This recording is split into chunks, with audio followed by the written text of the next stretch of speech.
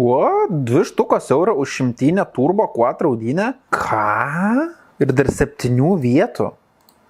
What the f...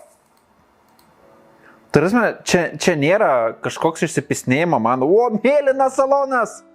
Yes! Čia nėra išsipisnėjimas. 2.2 turbo quattro.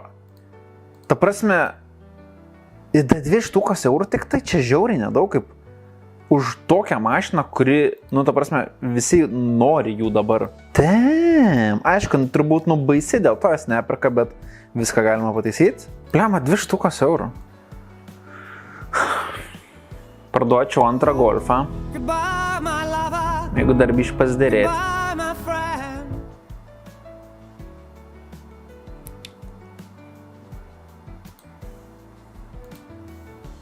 Žinai, kas yra liūdniausia?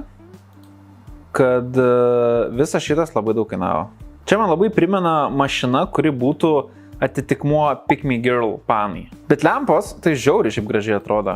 Ypač va šitos vietos. Damn. Man atrodo, čia toks bildas, kur važiuoja į parodas ir žmonės turi lygiai tokią pat reakciją kaip aš.